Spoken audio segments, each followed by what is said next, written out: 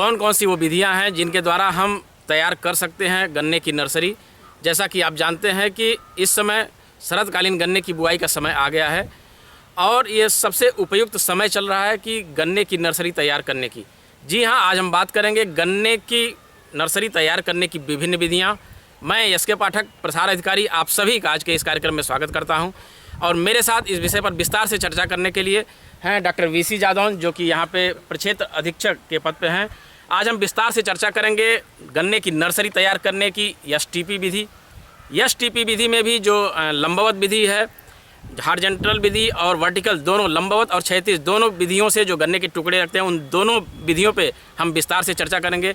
साथ ही साथ हम चर्चा करेंगे पॉली बैग विधि की भी, कि पॉली बैग विधि से किस प्रकार से हम नर्सरी तैयार कर सकते हैं। सिंगल बड द्वारा पॉली ट्रे में किस प्रकार से हम गन्ने की नर्सरी तैयार करते हैं, उस पर भी हम विस्तार से चर्चा करेंगे। बड चिप विधि द्वारा हम किस प्रकार से नर्सरी तैयार कर सकते हैं, उस पर भी विस्तार से हम चर्चा करेंगे। आप सभी लोग आज के इस कार्यक्रम से जुड़े रहिएगा अंत तक। कई महत्वपूर्ण जानकारियां आपको मिलने वाली हैं। डॉक्टर साहब, यहाँ पे कई विधियाँ डिस्प्ले की गई हैं और ख़ासकर आज किसानों के लिए ही ये विधियाँ तैयार की गई हैं, डेमो के लिए, कि किस प्रकार से किसान भाई उसको तैयार कर सकें। सैद्धांतिक ज्ञान के साथ साथ बताने के बजाय यह प्रयास किया गया है कि किसान भाइयों को दिखाया जाए कि किस प्रकार से वो नर्सरी तैयार कर सकते हैं। आइए हम एक एक विधियों की बात करें। डॉक्टर साहब, सबसे पहले तो हम ये चाहेंगे कि जो एस.टी.पी. विधि है, स्पेस ट्रांसप्लांटिंग मेथड, उसके लिए जो बेड तैयार किया जाता है, आप ये बताएं कि किस प्रकार से बेड तैयार किया जाता है। कृषक बंधुओं को नमस्कार। यानी जब भी हम एस.टी.पी. विधि से नर्सरी तैयार करते हैं, लगभग एक रोटावेटर से खेत तैयार करके और जो बेड तैयार किया जाता है उसकी चौड़ाई बेड की 1 मीटर होगी और लंबाई अपने आवश्यकता के अनुसार रखी जाती है और ज़मीन की सतह से बेड की ऊंचाई जो है 15 सेंटीमीटर रखी जाती है, जिससे नाली के माध्यम से ही हम सिंचाई करें और बेड के ऊपर पानी मारा जाए। एस.टी.पी. विधि में सबसे पहले हम देखते हैं कि कितने टुकड़े लंबाई होना चाहिए। क्योंकि हमारे पास ये मशीन भी है कटर वाली, जिससे हमारे सिंगल बड काटे जाते हैं, बड चिप्स निकाली जाती है। तो इस प्रकार से ये जो है सिंगल बड काटने के लिए है और ये है आपका जो पोर्शन, ये बड चिप्स निकालने के लिए है। दोनों में एक ही मेथड लगाया गया है। अब जो लगाने का जो तरीका है, लंबवत हम जैसे आप लगाएंगे एस.टी.पी., उसमें जो लगभग 4 से 5 सेंटीमीटर लंबा टुकड़ा काटा जाता है और लंबवत लगाएंगे और एक टुकड़े से दूसरे टुकड़े की दूरी जो है लगभग 2 सेंटीमीटर का फासला रखते हैं। और जब हम दूसरी लाइन लगाएंगे तो लगभग 5 से 6 सेंटीमीटर का फासला रखेंगे। इस प्रकार से लगाते हुए चले जाते हैं और मिट्टी को में टुकड़े को इस प्रकार धसा देते हैं कि जब मिट्टी के बराबर की सतह पर आ जाए। यहाँ पे किसान भाई देख भी सकते हैं कि इस बेड के बाद ये बनाई गई है, ये टुकड़े लगाए गए हैं। इस प्रकार से इसको ढक देंगे, इससे 1 इंच मिट्टी टुकड़े के ऊपर आ जाए। अच्छा डॉक्टर साहब, ये जो मिट्टी हम डालेंगे, ये जो हमारा कंपोस्ट बना है, मैं चाहूँगा इसको दिखाने के लिए, इस कंपोस्ट को ही डालते हैं इसमें जब हम ढकेंगे।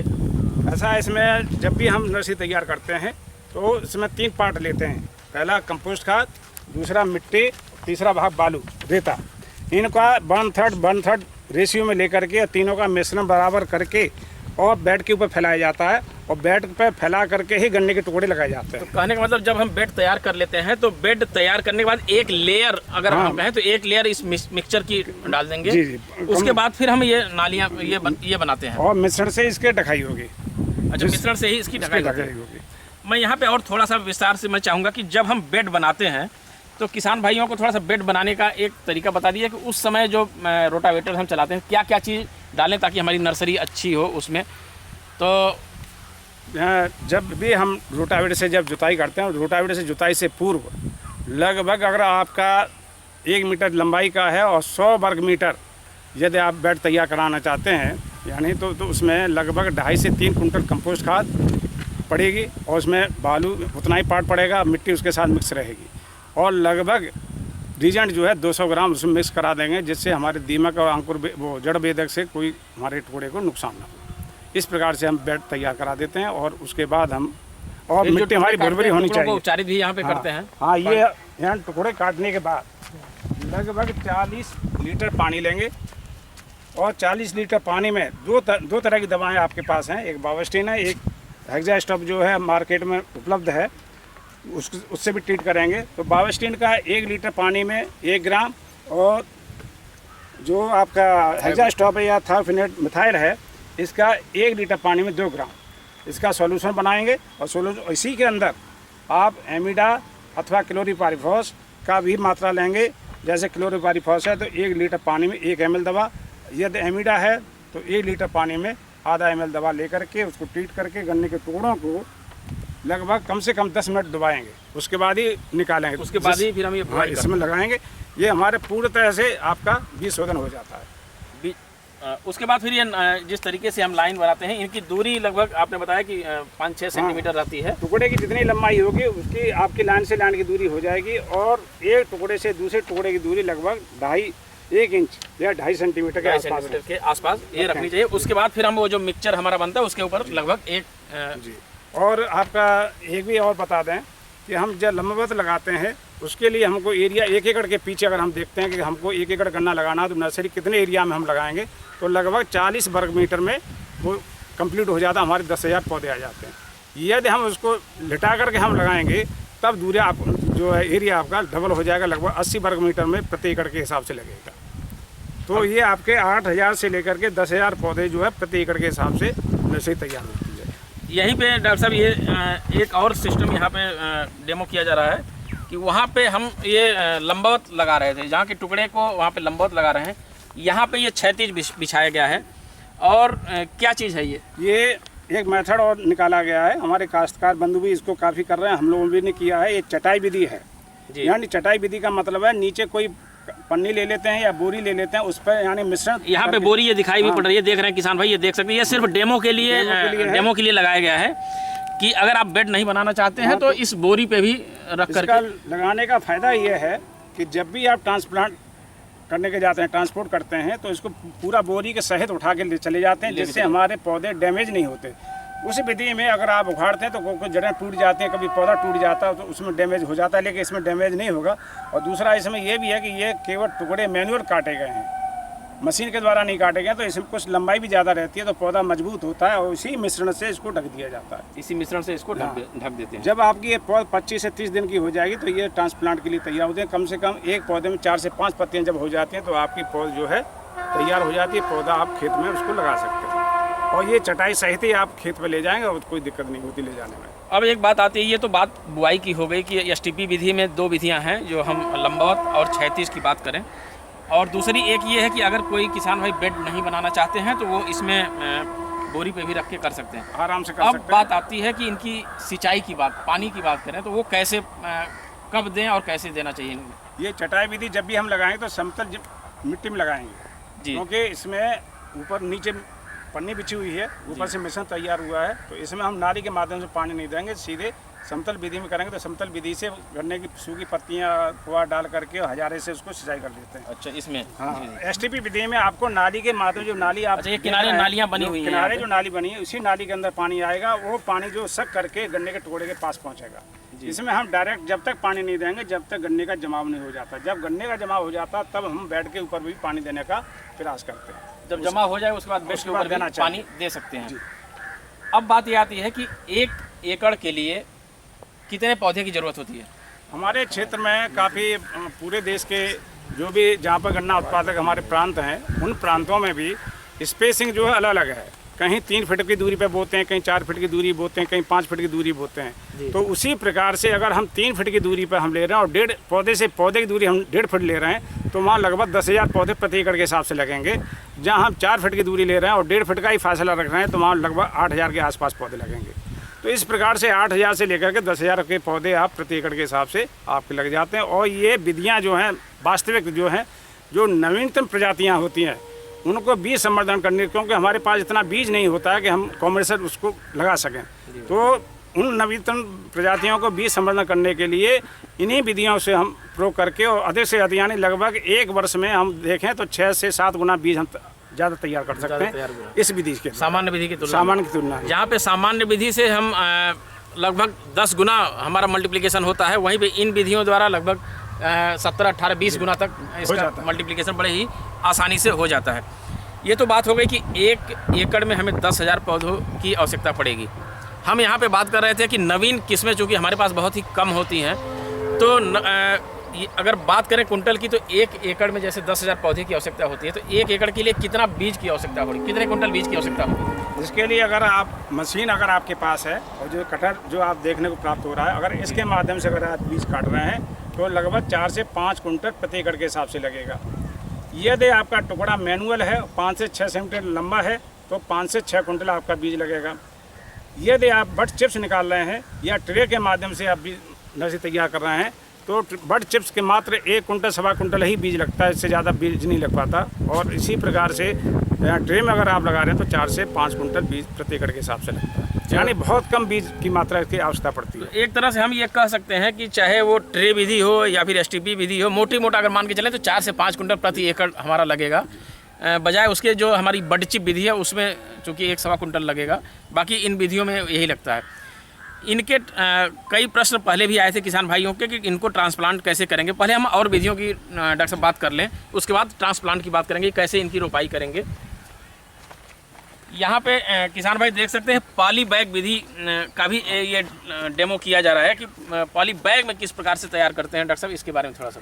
ये लगभग विधि जो हमारी जब ये STP और आपका चटाई विधि या ट्रे वाली विधि नहीं थी, तो उसमें हम केवल पॉली बैग से ही विधि नर्सरी तैयार करते थे।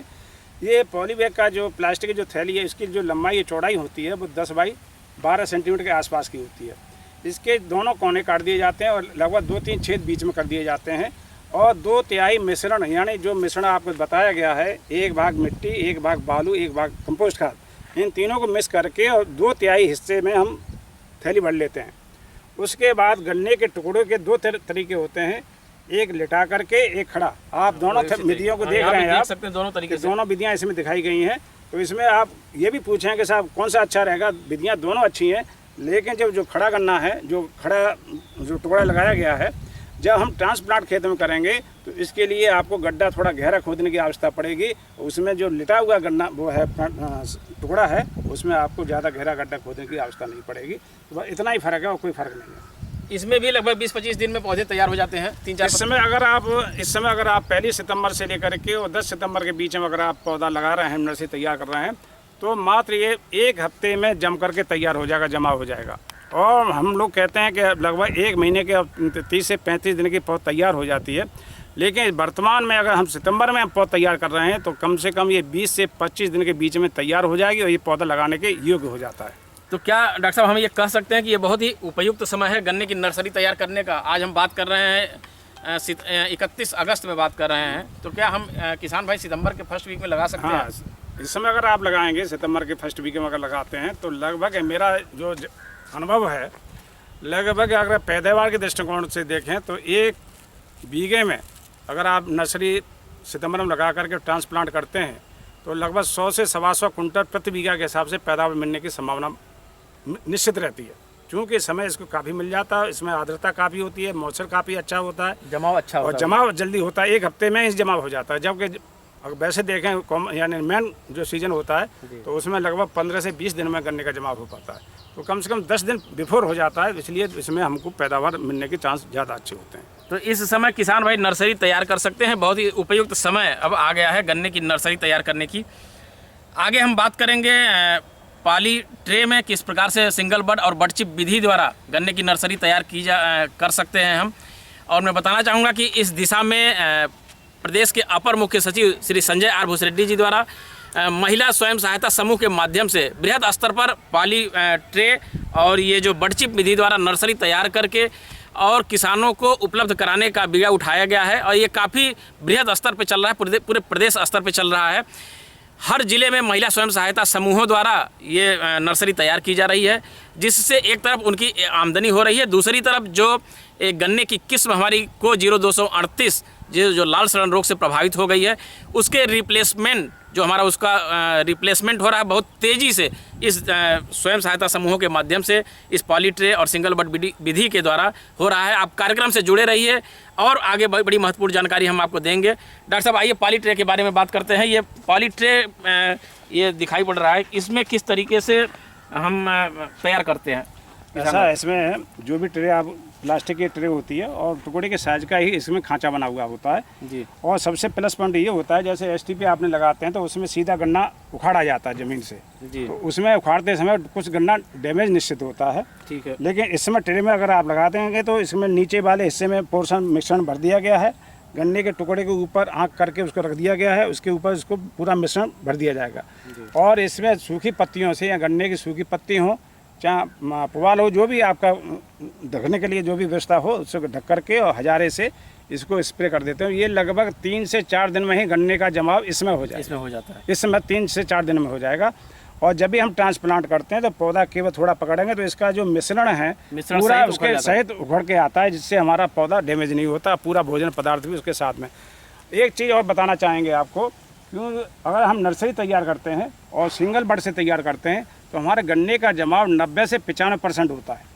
और जबकि कॉमर्शियल क्रॉप देखते हैं, अगर जो हमारे काश्तकार जिस विधि से हम गन्ने की बुवाई करते हैं तो वो लगभग 30 से 35% ही गन्ने का जमाव होता है। तो इससे हमारा गन्ने का जितना भी बीज है भरपूर हमको, इसीलिए इन विधियों के द्वारा हम ज़्यादा से ज़्यादा बीज तैयार करते हैं, क्योंकि जमाव का परसेंटेज जो है वो 90 से 95%। और हमारे इस क्षेत्र पर लगभग 13 वर्ष 2013-14, 14-15 में पॉलीबैग के द्वारा एसटीपी विधि के द्वारा लगभग 24 हेक्टेयर हमने किया था जी। और लगभग उस समय की पैदावार हमारी लगभग 1000 कुंटल पर हेक्टेयर के हिसाब से एवरेज पैदावार मिली थी और बहुत बढ़िया कार्यक्रम था। थोड़ा मेहनत तो थी लेकिन ये कार्यक्रम बहुत अच्छा था और बीज बढ़ाने के लिए सबसे सर्वोत्तम विधि है। अच्छा डॉक्टर साहब, एक चीज़ और ये है कि जमाव के साथ साथ अगर हम यहाँ बात करें कि प्रायः यह देखा जाता है कि जब हम इन विधियों द्वारा नर्सरी तैयार करके खेत में रोपाई करते हैं तो उसमें ब्यात भी काफ़ी होता है, टिलरिंग भी अधिक होती है। हाँ, उसमें थोड़ा सावधानी बरतनी चाहिए जी। उस समय जैसे ही आप खेत तैयार करते हैं तो खेत तैयार करने के लिए एक तो कम से कम पर हेक्टेयर के हिसाब से या प्रति एकड़ के हिसाब से कंपोस्ट खाद का इस्तेमाल जरूर करें। 40 कुंटल प्रति एकड़ के हिसाब से खेत की तैयारी करते समय अथवा नालियों में जो भी उपलब्ध हो, कंपोस्ट खाद हो या बर्मी कंपोस्ट हो। बर्मी कंपोस्ट यदि है तो 20 कुंटल प्रति एकड़ के हिसाब से, कंपोस्ट खाद है तो 40 कुंटल प्रति एकड़ के हिसाब से डालें और चाहे तैयारी करते समय या नालियों के अंदर। अब बात आती है कि नाली किस प्रकार से, यानी तैयारी कैसे की जाए। वर्तमान में हमारे पास बहुत सारे कृषि यंत्र आ चुके हैं। पहले तो हमारे पास केवल कल्टीवेटर हैरो हुआ करते थे और उनसे हम तैयारी करते थे। अगर आपके पास हैरो भी है, कल्टीवेटर है, तो एक सिंगल जुताई हैरो से कराते, एक कल्टीवेटर से, और लास्ट में रोटावेटर अब लगभग सभी किसानों के पास है। तो ये 2 जुताई कराने के बाद तब रोटावेटर से जुताई करें और जुताई करने के बाद फिर रेजर के माध्यम से जो भी डीप फरो आपका रेजर है उससे नाली बनाएं। तो नाली की गहराई कम से कम 20 से 25 सेंटीमीटर गहरी नाली बननी चाहिए, क्योंकि अगर गहरी नाली होगी तो गन्ने का जो गिरने का स्वभाव होता है, जो लंबाई और मोटाई ज़्यादा होती है इस विधि में, तो वो गिरने की प्रबलता ज़्यादा हो जाती है। तो इसलिए अगर गहराई रहेगी तो आपका गन्ना गिरेगा नहीं। अब इसी समय जो है आपके जो नाली आपके बनाई है तो 3 फीट की दूरी, 4 फीट की दूरी, 5 फीट अपने, वैसे हमारे हिसाब से अगर हम बोना चाहते हैं तो सबसे बढ़िया जो मेथड है 2.25, 4.5, 2.5 या 5, यानी 2 लाइनों को 2.5 पे बो दें और तीसरी लाइन जो 5 फीट बो दें, या 2 लाइनों को 2.25 पे बोएं फिर 4.5 पे बो दें। तो इस विधि से आपको गन्ने का जो गिरने की प्रवृत्ति है वो बहुत कम हो जाती है, क्योंकि 2 लाइनें नज़दीक होने से बंधाई का काम बहुत सुगमता से हो जाता है। अब बात आती है कि इसमें फर्टिलाइजर क्या डालें जी, यानी रुपाई करते समय। तो पहला काम तो यह है कि जब भी आपका खेत तैयार हो जाए तो पहला काम है कि आपको सुनिश्चित हो जाए कि आपको गन्ने की बुवाई रुपाई कब करनी है। तो ये जो आपकी नर्सरी है, किसी प्रकार की नर्सरी हो, तो 1 या 2 दिन पहले समुचित सिंचाई करें। पहला काम तो ये है, यानी सूखे में नर्सरी को ना उखाड़ें, क्योंकि अगर सूखे में निकालेंगे तो उसका जो मिक्सर है उसके जड़ के साथ है वो हिल जाएगा और गिर जाएगा, तो वो जड़ के साथ नहीं जा पाता है। तो जब नमी रहेगी, पौधे में प्रचुर मात्रा में नमी होगी तो निश्चित रूप से जाता है। और पत्तियों को कम से कम 1/3 कटिंग करवा दें, जिससे जब उखाड़ना हो, उखाड़ना हो तो जिससे पत्तियां जो काट देंगे 1/3 काट देंगे तो यानी जो पौधे के अंदर जो पानी की मात्रा कम से कम उड़ेगी, जिससे पौधा जल्दी सर्वाइव करेगा। अब बात आती है कि हम बेसल में क्या डालें। तो पौधे को ट्रांसप्लांट करते समय नाइट्रोजन की मात्रा बहुत कम रखी जाती है। प्रति एकड़ के हिसाब से अगर हम करें तो नाइट्रोजन की मात्रा 10 किलो प्रति एकड़ के हिसाब से, 32 किलो आपका फास्फोरस और 24 किलो आपका पोटास और 10 किलो आपका जिंक, इतनी मात्रा बुवाई के समय, रुपाई करते समय डालें और उसको मिक्स करा दें। अब मिक्स कराने के बाद आपकी बात आती है जैसे ही आपकी नर्सरी तैयार है तो 1.5 फीट की, यानी एक पौधे से दूसरे पौधे की दूरी 1.5 फीट रखी जाएगी और पौधे के लिए कम से कम कस्सी के माध्यम से एक गड्ढा बनाते हुए चले जाएंगे। उस गड्ढे के अंदर हमको ये पौधा लगाना है। अब ये पौधा जैसे ही उसमें लगाएंगे हाथ से हल्की सी मिट्टी कर देंगे, क्योंकि अगर आप ऊपर रखें, ऊपर से कर देंगे, जब भी आप सिंचाई करेंगे तो वो गन्ना पानी के साथ बह जाएगा। वो गड्ढा बना रहेगा तो वो पौधा यथावत बना रहेगा, यानी पानी के साथ चलेगा नहीं। ये ध्यान अवश्य रखें। अब दूसरी बात आती है कि जो आपने मिट्टी बराबर हाथ से की है उस मिट्टी को फिर आगे गिराए ना, कम से कम 3 महीने तक, यानी जब से आपने रुपाई की है रुपाई से लगभग 3 महीने तक नालियों को यथावत रखें, नालियों के माध्यम से सिंचाई करें और मिट्टी को जब गिराएं जब गन्ने का ब्यांत क्लियर हो जाए, चूँकि जड़ के पास जितनी मिट्टी कम से कम होगी उतने किले आपके एक साथ निकलें, उस ज़्यादा संख्या में निकलेंगे।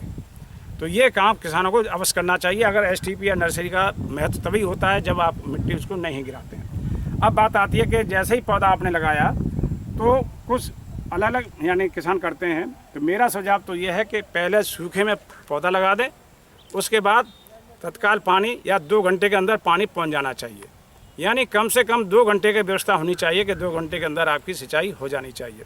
इस प्रकार से अगर हम कर देते हैं और लगभग दूसरी सिंचाई जो है आपकी 1 हफ्ते के अंदर दूसरी सिंचाई कर दें, इससे जैसे ही 1 हफ्ते के अंदर सिंचाई करेंगे तो आप ये समझें कि आपका पौधा स्थापित हो जाता है, जड़ें विकसित होने लगती हैं, पत्तियां उसमें निकलने लगती हैं। जब आपका दूसरा हफ्ते में जब तीसरा पानी जब लगाएंगे उस समय आप 25 किलो यूरिया जो है प्रति हेक्टेयर के हिसाब से पौधे के पास कम से कम 10 दाने डालते हुए चले जाएंगे। ये 2 बार फीडिंग करनी पड़ेगी, ये 2 बार कर देंगे तो निश्चित रूप से आपका ये बहुत बढ़िया पौधा चलेगा। और जो गन्ने का जो बढ़वार है, मोटाई है, इसमें ये देखा गया है कि जब पौधा जब बढ़वार होती है तो ब्यांत होती है, एक साथ निकलेगी और गन्ने सभी एक मोटाई के होंगे, कोई गन्ना पतला नहीं होगा, कोई गन्ना छोटा नहीं समान एक समान होंगे। इसलिए इसकी पैदावार बढ़ती है और चीनी का पड़ता भी बढ़ता है, क्योंकि सभी गन्ने एक जैसे होते हैं।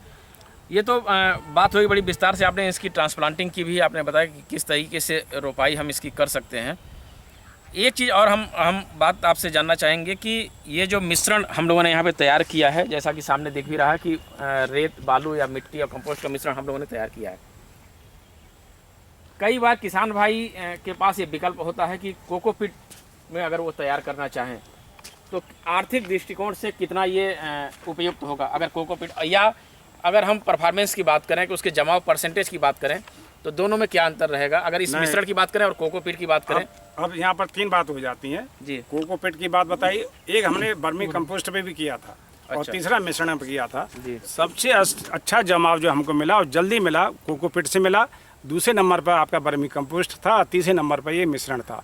तो जैसे अवेलेबिलिटी हो, आपके पास उपलब्धता हो, अगर आप कोकोपीट में लगाना चाहें तो ये सर्वोत्तम है। ये इसमें क्योंकि नमी सोखने की क्षमता काफ़ी समय तक रहती है। लेकिन तो, आर्थिक दृष्टिकोण की अगर बात करें तो पैसे उसमें लागत अपेक्षाकृत थोड़ी सी लागत कम अधिक आएगी, कोकोपीट में थोड़ी सी अधिक आएगी। दूसरे नंबर पर वर्मी कंपोस्ट, तीसरे नंबर पर सबसे कम नंबर पर ये है। तो ये किसान भाइयों की जैसी उपलब्धता हो, अगर वो कोकोपीट उनके पास उपलब्ध हो तो आप कोकोपीट से कर सकते हैं या फिर इस मिश्रण से कर सकते हैं या वर्मी कंपोस्ट से कर सकते हैं। एक चीज़ और, अभी हाल ही में उत्तर प्रदेश गन्ना शोध परिषद द्वारा गन्ने की खोई पर यह तैयार किया गया है, जो नर्सरी हमारी तैयार की गई है, ये भी काफ़ी देखा गया है कि इसमें भी जमाव काफ़ी अच्छा होता है। क्या इस पे हाँ, इसमें यह है कि बस जो वो बगास है उसको थोड़ा महीन होना चाहिए, यानी जो बड़े बड़े जो चीनी मिल से निकलते हैं उसको महीन कर लिया जाए और महीन करने के बाद उसको नीचे बिछा करके और गन्ने के पेड़े उस पर रखे, टुकड़े रख के उसको बिछा दिया जाता है और पानी दे दिया जाता है। तो वो भी पानी काफ़ी समय तक सोख के रखता है, इसलिए गन्ने का जमाव बहुत जल्दी बेहतर होता है। तो ये भी बेहतर है, अच्छा मेथड है। और अगर ये सर्वसुलभ भी है, बगास भी काफ़ी उपलब्ध है, बगास मिलता है तो आराम से करें, इसको कोई दिक्कत नहीं। और क्या ऐसा कर सकते हैं कि जो हम ये एसटीपी के लिए बेड बनाए हुए हैं, इस बेड पे जो लास्ट में ऊपर एक लेयर उस बगास की डाल के फिर टुकड़े डाल करके ऊपर से बगास डाल दें? यही हमारा कहने का तात्पर्य था कि पहले सबसे पहले जैसे मिश्रण हम डालते हैं, मिश्रण को न डाल करके बगास को आप बिछा दीजिए लगभग 5 सेंटीमीटर मोटाई की। उसके बाद जो टुकड़े आपने काटे हैं उसको बिछा करके और उसको ढक दीजिए 1 इंच बगास से। हाँ, और तत्काल उसमें जो है गन्ने की सूखी ओपन में आप करने जा रहे हैं तो आप गन्ने की सूखी पत्तियाँ बिछा करके और पानी दे दीजिए, कोई दिक्कत नहीं, बहुत बढ़िया जमाव होगा, कोई दिक्कत नहीं होगी। एक चीज़ यहाँ पे बड चिप मेथड से भी किया गया है। यहाँ पे मैं चाहूँगा कि आप दिखाएं आप लोग कि इसकी गन्ने की बड काट करके। मैं यहाँ पे ये भी बताना चाहूँगा कि ये गन्ने की जो किस्म है कोसा 13235 है, जो हाल ही में अभी उत्तर प्रदेश गन्ना शोध परिषद द्वारा रिलीज की गई है। ये वैरायटी वही है, उसी का ये डेमो किया गया है। बड चिप के बारे में क्या कहेंगे डॉक्टर साहब कि ये कितना उपयोगी है और कितना फ़ायदेमंद है किसान भाइयों के लिए? थोड़ा किसानों के हालांकि लिए इसमें बीज की मात्रा बहुत ही कम लगती है, थोड़ी सावधानी रखने की जरूरत होती है।